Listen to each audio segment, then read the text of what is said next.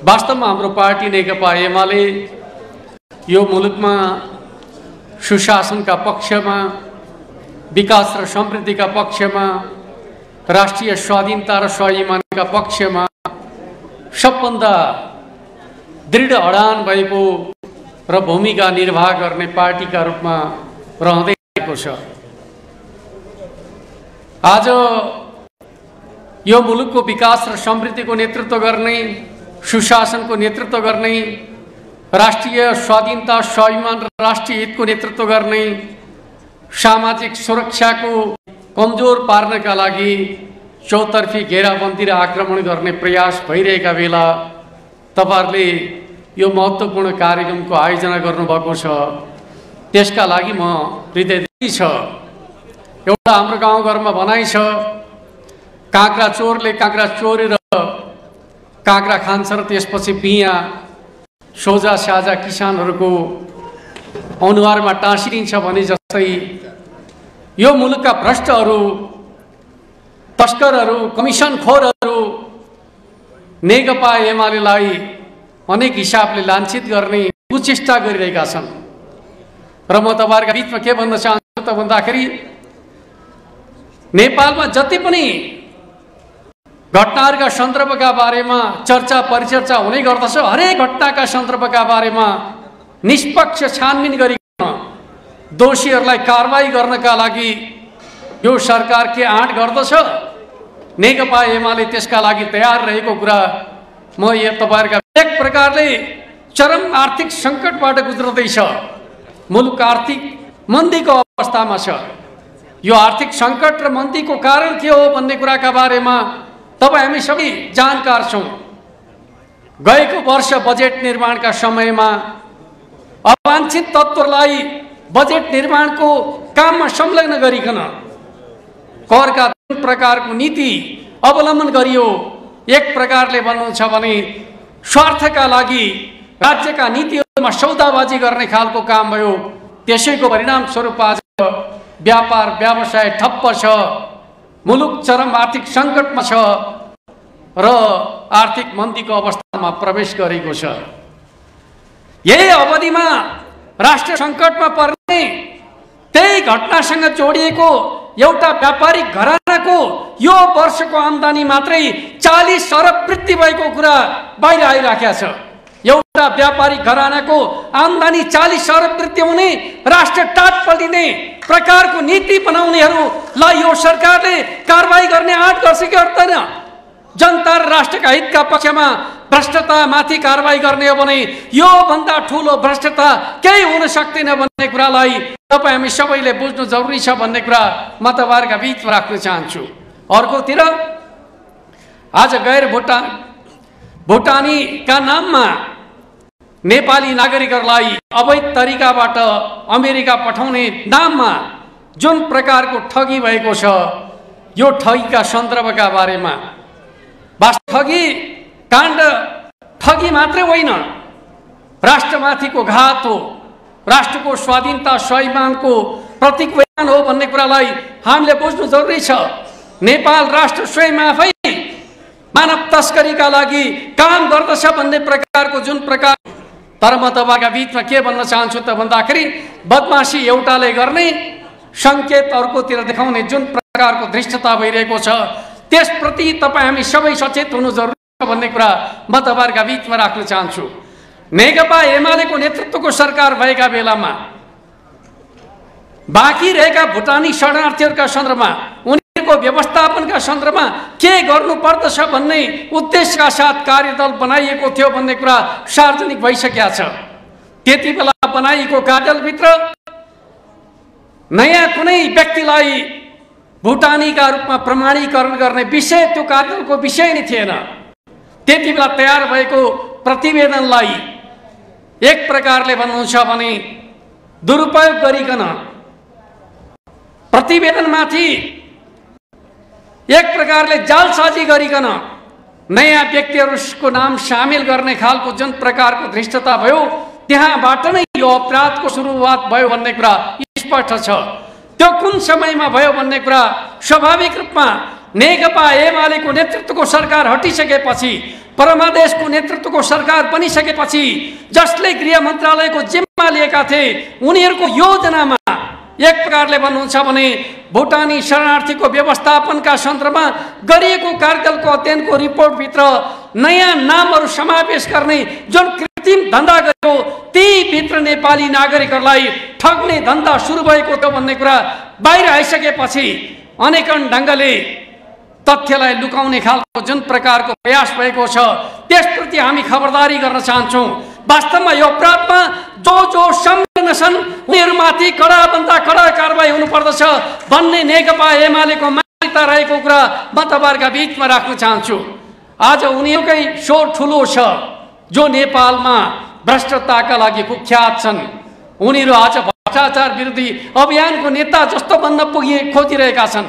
म तपाईँहरूका बिचमा के भन्न चाहन्छु त भन्दाखेरि कुनै एउटा घटनाका सन्दर्भका बारेमा भइरहेको छानबिनलाई राजनीतिकरण गर्ने काम नगरौँ। साँच्चै यो मुलुकमा सुशासनतर्फ अगाडि बढ्ने हो भने सबै प्रकारका स्क्यान्डलहरूका सन्दर्भका बारेमा चर्चामा रहेका विषयहरूका सन्दर्भका बारेमा सत्य तथ्य खोजी गर्नका लागि आँट गरौँ। के अहिलेको सरकार घोटालाका सन्दर्भमा छानबिन गर्नका लागि तयार छ?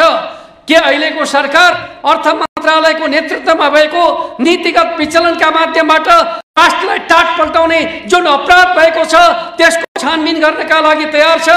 वा राष्ट्रका सम्पत्तिहरूलाई हिनामिना गर्नका लागि विगतमा गरिएका नेकपा एमाले सबै प्रकारका घटनाहरूको छानबिन गर्नका लागि तयार रहेको कुरा म तपाईँहरूका माध्यमबाट जानकारी गराउन चाहन्छु। सङ्कट उत्पन्न भएको छ।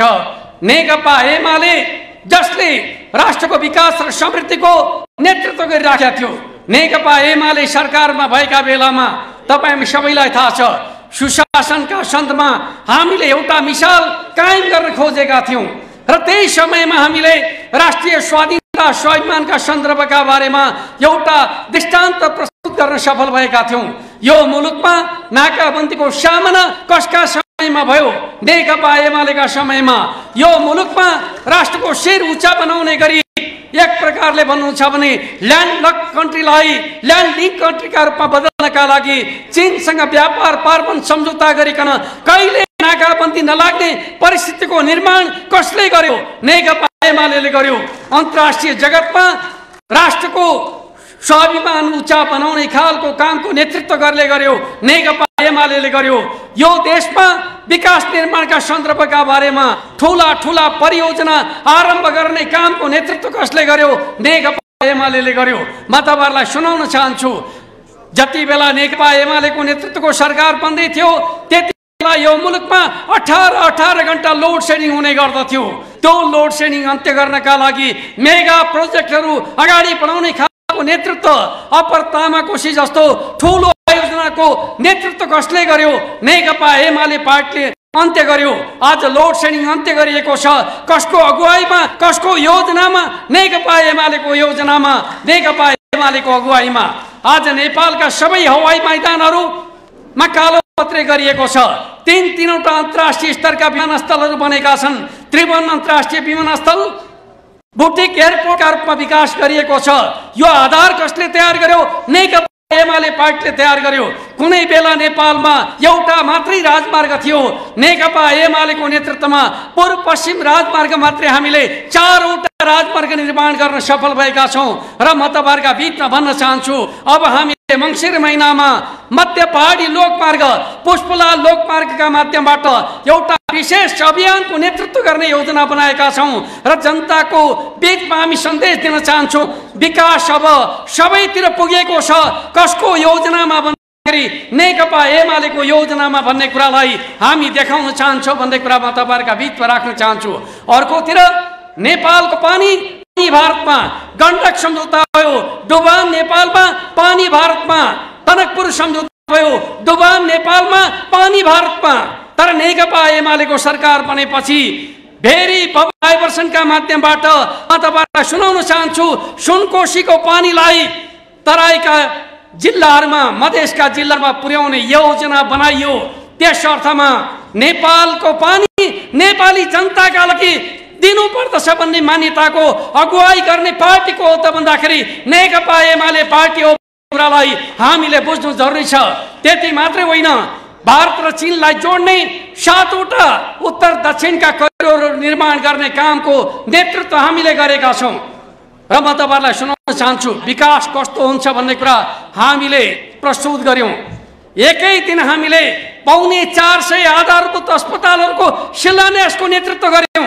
एकै दिन हामीले सयौं सडकहरू, ग्रामीण सडकहरू निर्माणको योजना बनायौं।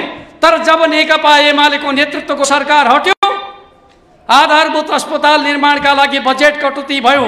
ग्रामीण क्षेत्रमा सडक निर्माणका लागि बनाएका योजनाहरूका बजेटहरू कटौती गरिए। विकास गर्नका लागि नेकपा एमाले चाहिन्छ।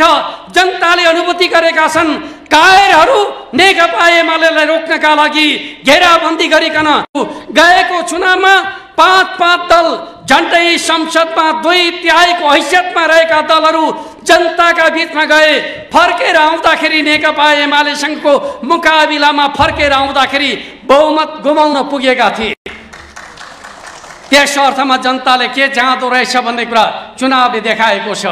म तपाईहरुलाई बताउन चाहन्छु, जब माओवादी र एमाले मिलेर चुनाव लडेका थियौं, नेपाली कांग्रेस 23 सिटमा खुम्चिएको थियो। तर एमालेका विरुद्ध 5 दल मिल्दाखेरि पनि हामीले 44 स्थानमा विजय हासिल गरेर देखायौं। नेपाली कांग्रेसको तुलनामा घेराबन्दीलाई तोड्ने सामर्थ्य दोब्बर भन्दा बढी छ नेकपा एमालेको भन्ने कुरालाई हामीले व्यवहारमा प्रमाणित गरेका छौं। जहाँसम्म नेकपा माओवादी केन्द्र जसले सरकारको नेतृत्व गरिरहेको छ, त्यसको हालत के छ भन्दाखेरि पहिलो संविधान सभामा झन्डै बहुमतको नजिक रहेको दोस्रो आम निर्वाचनमा आउँदाखेरि त्यसले जम्मा जम्मी नेपाली जनमतको 11% को मात्रै प्रतिनिधित्व गर्दछ। आज सरकारको नेतृत्व सबभन्दा कमजोर जनमत भएको पार्टीको हातमा छ।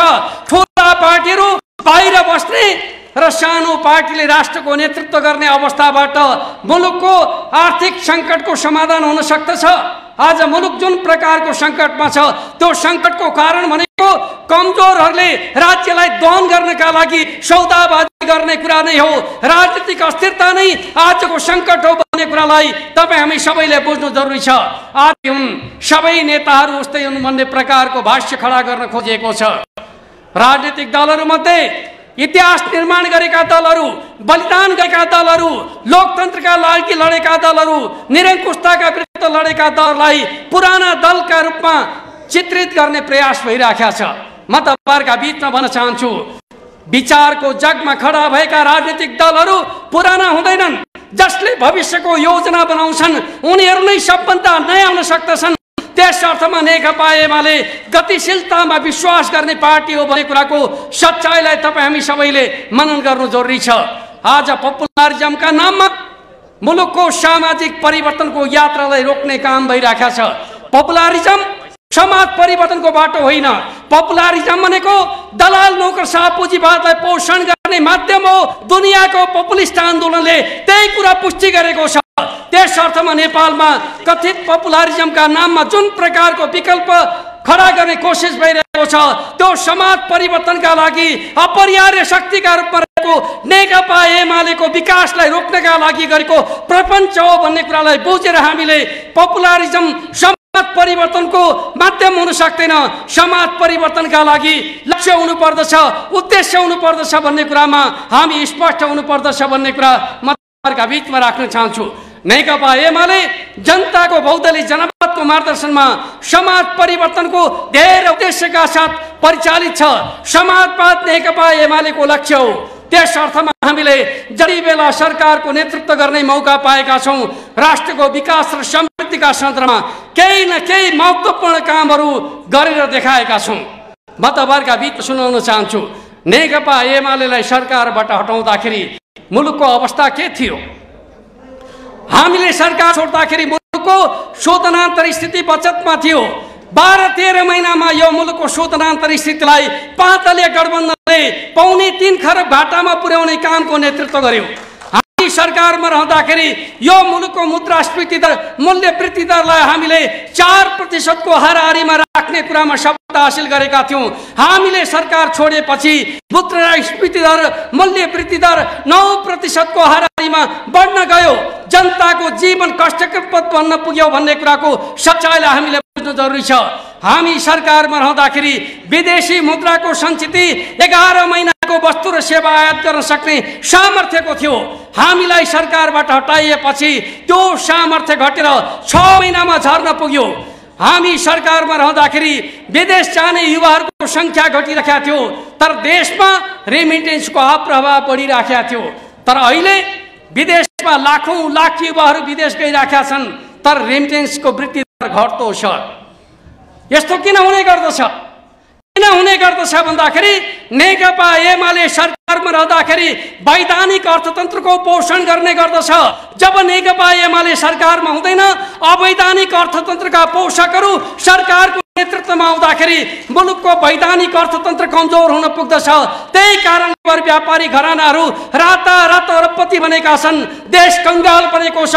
कसका कारणले भन्दाखेरि यही भ्रष्ट सरकारका कारणले भन्ने कुरालाई तपाईँ हामी सबैले बुझ्नु जरुरी छ भन्ने कुरा म तपाईहरुका बीचमा राख्न चाहन्छु। मुलुकलाई टाट पल्टाउनेहरू आज सुशासनका गफ दिँदैछन्, हामी सुन्न बाध्य छौं। अघि मैले चर्चा गरेको काँक्रा चोरले काँक्रा खाएर बिया सोझा किसानको अनुहारमा टाँसिदे जस्तो हामी किमार्थ त्यस प्रकारका षड्यन्त्रहरूलाई सफल हुन दिने छैनौं। हामी खबरदारी गर्न चाहन्छौं, हामी चेतावनी दिन चाहन्छौं। भ्रष्टहरूको हातमा मुलुक गयो भने मुलुक बर्बाद हुन्छ, जनताले दुःख पाउँछन्। नेकपा एमाले सरकारमा भएका बेला मुलुक के यस्तै प्रकारको संकटमा थियो? आउनुहोस् बहस गरौं। नेकपा एमालेको नेतृत्वको सरकार हुँदाखेरि मुलुकको अर्थतन्त्रको अवस्था के थियो? मुलुकको सामाजिक जीवनको अवस्था के थियो? विद्यालय भन्दा बाहिर रहेका बालबालिकालाई अभिभावकत्व ग्रहण गरिकन विद्यालय पठाउने परम्परालाई तोडेर हामीले निजी क्षेत्रमा काम गर्नेहरूलाई पनि योगदानमा आबदारी सामाजिक सुरक्षा कार्यक्रममा जोडेर सबै नागरिकको भविष्य सुरक्षित गर्ने अभियानको नेतृत्व गरेका थियौं।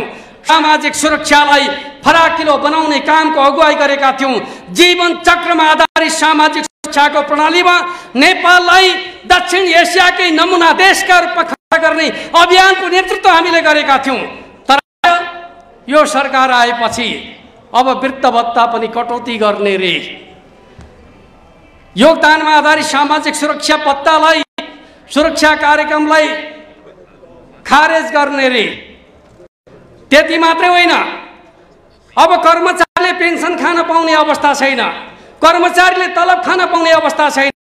त्यस प्रकारको राष्ट्रलाई टाट पल्टाउनेहरू आज सुशासनका गफ गरेर जनतालाई भ्रम दिइरहेका छन्। र म तपाईहरुलाई भन्न चाहन्छु भन्दाखेरि एउटा भनाइ छ, चोरको खुट्टा काट भन्दाखेरि चोरले हत्तपत्त खुट्टा उठाउँछ भने जस्तै आज ठूलो ठूलो स्वरमा कराउनेहरू विगतका भ्रष्टहरू हुन् भन्ने कुरालाई तपाईँ हामी सबैले बुझ्नु जरुरी छ। त्यस अर्थमा यो मुलुकको विकास र समृद्धिका सन्दर्भका बारेमा अब हामीले नयाँ सिराबाट सोच्नु जरुरी छ। र हामीले त्योभन्दा अगाडि पुष 5 देखि मिसन ग्रासरुट पार्टी सुदृढीकरण र विस्तार अभियान आरम्भ गरेका थियौं। नेपालको राजनीतिक आन्दोलनको इतिहासमा मिसन ग्रासरुट आफै एउटा नयाँ राजनीतिक जागरणको माध्यम बन्न पुगेको छ। मिसन ग्रासरुटका माध्यमबाट हामीले सुतेकालाई जगाएका छौं, जागेकालाई हिँड्न सिकाएका छौं, हिँडिरहेकाहरूलाई कुद्न सिकाएका छौं। जागेर पनि सुतेको निद्राको बहाना गर्नेहरूलाई हामीले पहिचान पनि गरेका छौं। त्यस अर्थमा अब यो पार्टी निष्क्रियहरूको होइन, ढोंगीहरूको होइन, गतिशील कार्यकर्ताहरूको पार्टी निर्माण गर्ने उद्देश्यका साथ हामी अगाडि बढ्न खोजिरहेका छौं भन्ने कुरा म तपाईहरुका बीचमा राख्न चाहन्छु र म तपाईहरुका बीचमा भन्न चाहन्छु। हो, नयाँ पुस्तामा हामीले यो बीचको अवधिमा राम्ररी काम गर्न पाएनौं। 10 वर्षको समयमा हामीले हाम्रा जनसंगठनका अधिवेशनहरूको आयोजना गर्न सकेनौं। यो बीचको अवधिमा हामीले हाम्रा 23वटै जनसंगठनका राष्ट्रिय सम्मेलन अधिवेशनहरू सम्पन्न गरेर अब एउटा संकल्प गरेका छौं। अब हाम्रा अधिवेशनहरू 2 वर्ष 3 वर्षको अवधिमा आयोजना हुनेछन्। हरेक जनसंगठनका माध्यमबाट हामी नयाँ पुस्तालाई राजनीतिमा प्रवेशको आधार तयार गर्न चाहन्छौं।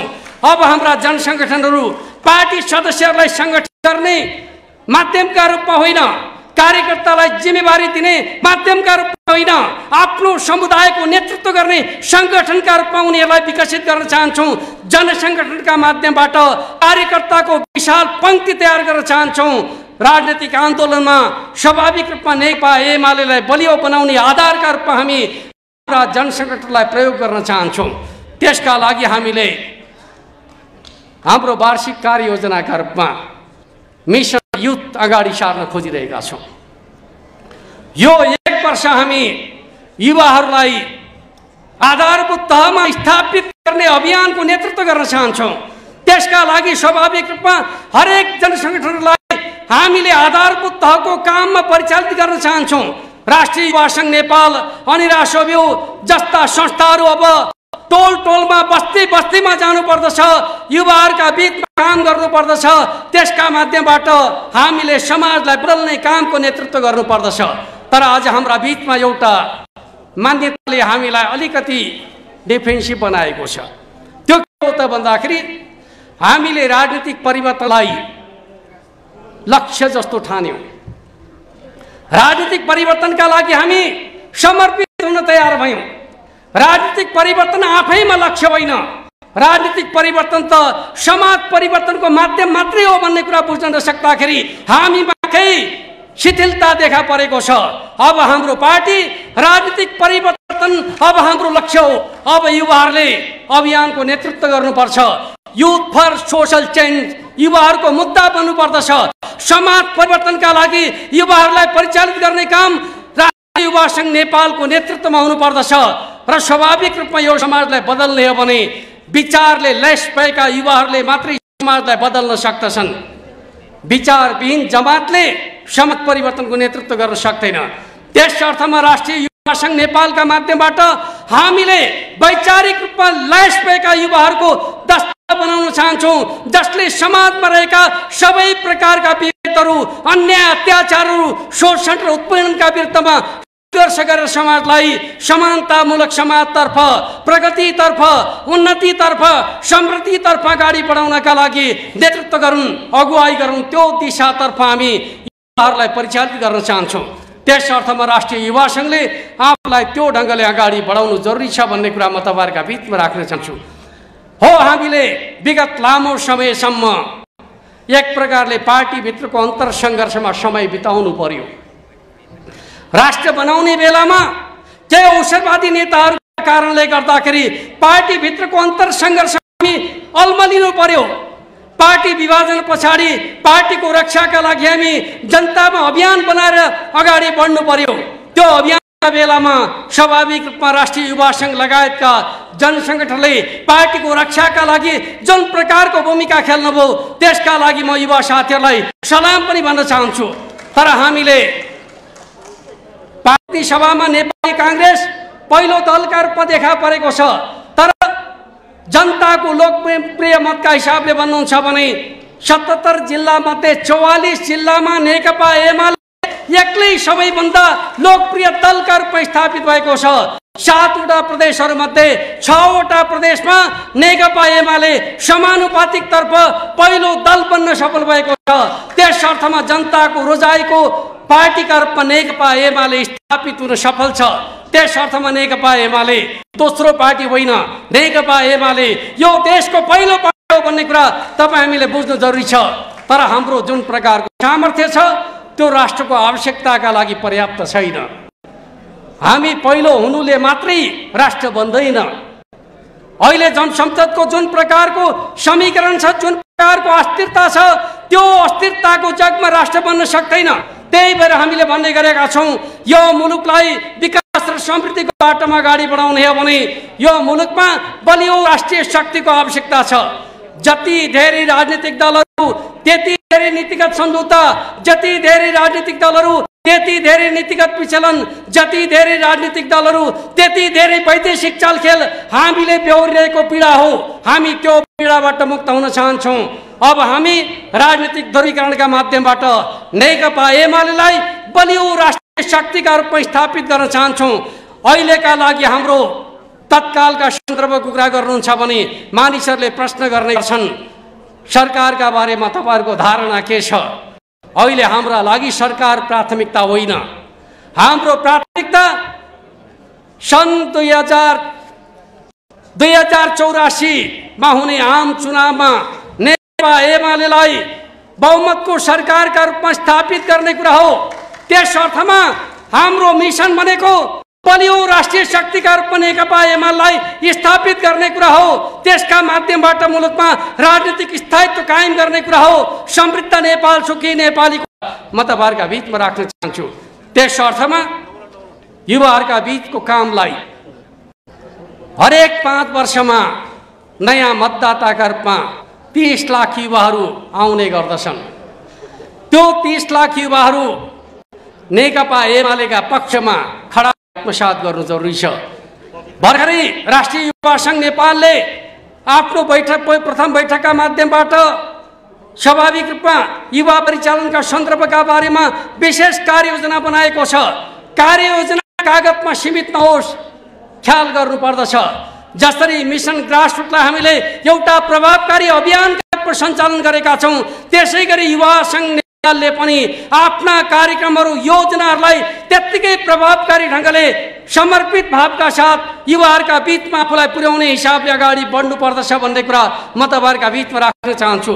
अर्कोतर्फ हामीले हाम्रो समाज आकांक्षाहरूलाई पहिचान गर्ने, मुद्दाहरूको पहिचान गर्ने, त्यसको जगमा सामाजिक आर्थिक मुद्दाहरूका पक्षमा पार्टीलाई परिचालित गर्ने, जनसंगठनलाई परिचालित गर्ने खालको कामको अगुवाई र नेतृत्व गर्नुपर्छ। अब हाम्रो उद्देश्य समाज परिवर्तनका लागि हामी मुलुकलाई सही दिशा दिन चाहन्छौँ, समृद्धिको यात्रामा डोर्याउन चाहन्छौँ। त्यस अर्थमा म तपाईहरु सबैलाई के भन्न चाहन्छु भन्दाखेरि जनताको बहुदलीय जनवादको मार्गदर्शनमा समाजवादको आधार तयार गर्ने हाम्रो जुन प्रकारको राजनीतिक कार्यदिशा छ, त्यो राजनीतिक कार्यदिशाका सन्दर्भमा तपाईहरुले स्टडी सर्कल बनाएर सामाजिक सञ्जालका माध्यमबाट बहस आरम्भ गर्नुहुनेछ। सोशल चेन्ज फर युथ भन्ने अभियानका माध्यमबाट तपाईहरुले त्यो कामको नेतृत्व गर्नुहुनेछ। अब युवाहरूलाई समाज परिवर्तनका एजेन्डाहरूमा वैचारिक छलफल र बहस उतार्नुहुनेछ र आजको युवा स्वाभाविक रूपमा राष्ट्रको भविष्य हो भन्ने मान्यताका आधारमा यो राष्ट्रको भविष्य नेकपा एमाले र तपाई युवाहरूको काँधमा अडेको छ। त्यस अर्थमा तपाईहरु बलियो हुनुभयो भने नेकपा एमाले बलियो हुन्छ। नेकपा एमाले बलियो भयो भने राष्ट्रको विकास र समृद्धिको यात्रा अगाडि बढ्न सक्दछ।